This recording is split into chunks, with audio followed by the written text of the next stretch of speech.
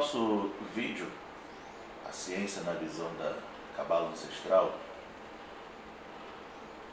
o Hilton Soares comentou que já vi vários textos pela internet onde se fala que a Cabala descreve a criação do universo exatamente como a teoria do Big Bang, que as Sefirot seriam as 11 dimensões que a teoria das cordas postula, e que Isaac Luria antecipou Darwin, afirmando que o homem descendeu de macacos. Mas nunca ninguém apresentou os escritos originais que descrevem tais coisas.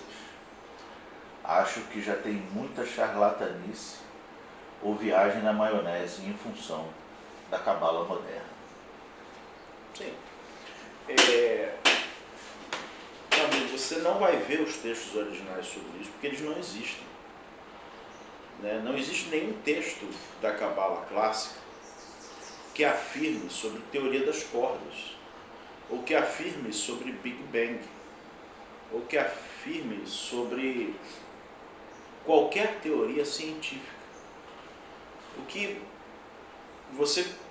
O máximo que você pode alcançar, o máximo que você pode atingir em relação a isso, é que alguns cabalistas ao longo da história eram filósofos ou médicos. Então, talvez você vai encontrar aí uma referência, uma associação, né, de linguagem em relação à filosofia, da cabala e a filosofia, ou a cabala e a medicina, né? Mas o foco central da cabala é a poesia, é o poético. Né? A cabala é uma tradição poética, é uma tradição espiritual que tenta entender o cosmos, tenta entender o ser humano, tenta entender o universo a partir de uma visão poética e não a partir de uma visão científica. Essa associação entre cabala e ciência é uma associação moderna, mas nem um pouco original. Na verdade, ela nasce no século XIX. No século XIX,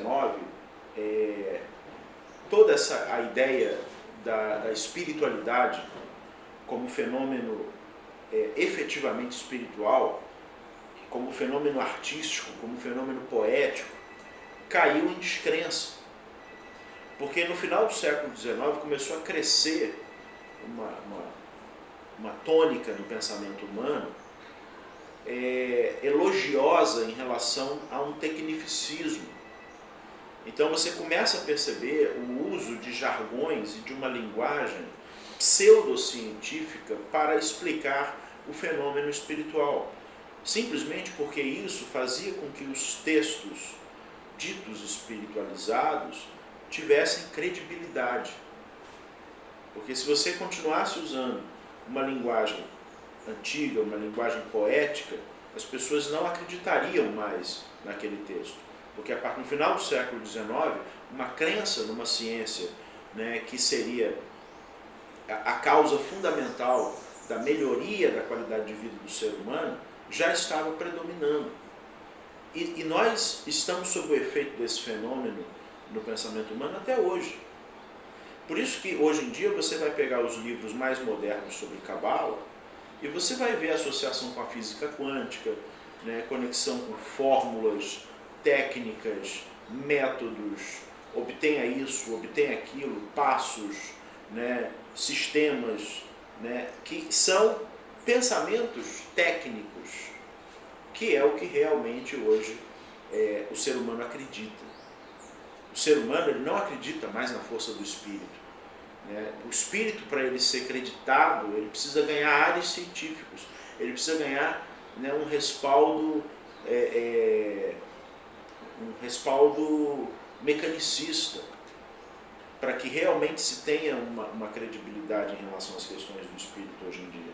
E é lamentável, porque apesar da ciência, a cabala nunca foi contra a ciência, mas apesar da ciência ser efetivamente uma ferramenta extraordinária dentro da mão do ser humano e uma capacidade enorme que o ser humano tem de avaliar as coisas do mundo físico, e diga-se de passagem, a ciência tem esse papel, de validar, avaliar, pesar, medir e mensurar as coisas do mundo físico, apesar disso, a ciência ela não tem, nem ela mesma, a pretensão de ser um agente validador, né, da totalidade da existência, do metafísico, né, ou da filosofia, ou da arte. Então, isso não é a totalidade da vida. A totalidade da vida, né, não é isso. A felicidade não é um fenômeno bioquímico, apesar de muitas pessoas validarem essa teoria, essa crença. A felicidade não é um fenômeno bioquímico. A iluminação não é um fenômeno biológico, apesar de muita gente hoje em dia tentar validar as coisas por esse caminho. A plenitude, o amor, né, não se trata de uma questão hormonal, apesar de muitas pessoas tentarem validar isso. E é por isso que a gente vê, né, a ciência vista como um meio e um artifício de tentar produzir amor, tentar produzir fraternidade, tentar produzir, né, daí os ansiolíticos, os antidepressivos, daí, né, toda essa mecânica, né, química que é empurrada goela abaixo da sociedade, na esperança de que a ciência me trará a felicidade. A ciência facilitará a minha vida, sim.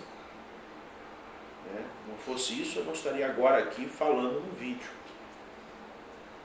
Então ela facilitará a minha vida, sim, mas ela não me trará aquilo que outros elementos da existência humana e que a ciência não alcança possam me trazer, que é o espírito. O que me inspira é a consciência, é o que eu compreendo, é a inspiração, é o que me toca, né, do sublime. Nada disso é mensurável pela ciência, nada disso pode ser visto à luz dos sentidos, porque até a ciência depende dos sentidos para poder avaliar as coisas. Então, respondendo à pergunta, né, por que eu não vou encontrar nos livros clássicos a teoria do Big Bang, a teoria das cordas, a teoria da física quântica? Porque eles não existem. Né? Nos livros clássicos de Cabala, os livros clássicos de Cabala não tratam dessas coisas. Eu posso tentar, por uma associação sofista, né, fazer uma manipulação do que está escrito para vincular, né, a ciência moderna. Eu posso usar como referência, eu posso usar como ilustração, mas eu não vou conseguir apresentar um texto antigo, um texto clássico, falando sobre isso, porque eles não falam sobre isso. Mas a Cabala moderna fala. E fala por quê? Porque existe uma demanda da humanidade de tentar entender a fórmula de Deus, de tentar entender, desvendar o segredo do sagrado. E é em cima dessa armadilha que a gente está perdendo muito da substância espiritual da espiritualidade, colocando Cabala como ciência e outras bobagens que já são ditas por aí afora. Né? Então, esqueça de procurar isso nos livros clássicos, porque isso não estará lá. Né? Isso não será encontrado nesses lugares. Você quer entender a Cabala, você precisa entender a Cabala à luz da Cabala ou à luz da dinâmica espiritual. E se você tiver que comparar a Cabala, o pensamento da Cabala com alguma coisa, será a partir do pensamento poético e da arte.